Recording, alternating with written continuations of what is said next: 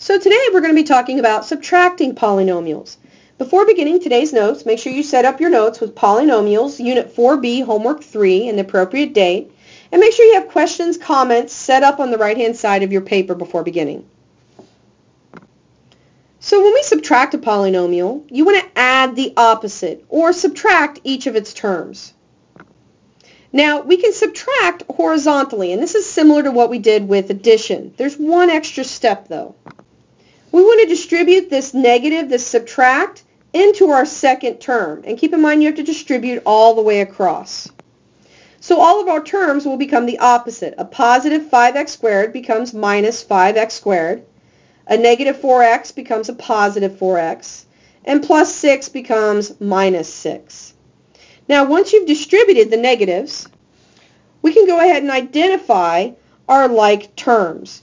Once again, we might have an odd man out, like our x to the third. I don't see any terms with a third power. So go ahead and you have x squareds, x's, and constants that you can identify. Now, once you've identified them, you want to go ahead and group the terms together. So we have our 2x to the third power. We grouped our squareds together, our x's together, and our constants together. Now we need to do is combine the coefficients of the like terms. And so we have 2x to the third power. X minus 5 gives me 3x squared. 1x plus 4x is 5x.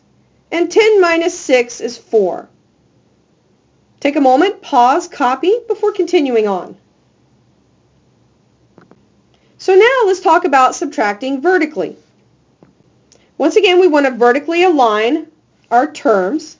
The first polynomial on top, the second polynomial on the bottom. And then keep in mind we have this negative sign now. We want to go ahead and distribute the negative sign into the parentheses. And so that gives me a minus 5x squared, a plus 4x, and a minus 6. Opposite signs, that's what that happens.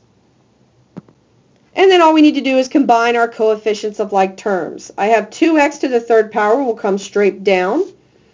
8 minus 5 is 3. 1 plus 4 is 5. And 10 minus 6 is 4. And so that lines up perfectly. And the variables just come down with your coefficients. Remember, you're only combining coefficients when you're adding and subtracting. So for our try it out section, I'd like you to subtract using the strategy of your choice, either horizontally or vertically subtracting. You want to make sure you write your final answers in standard form. That means the greatest degree first and then in descending order from there, with the tail end being your constant. Go ahead and try out these 4 ones and then go on to the answers and check it out. Now, if you have any problems coming up with your answers, go ahead and make sure you make a star or a note of it. That way you know to ask questions when you come in next class. I'll see you next class.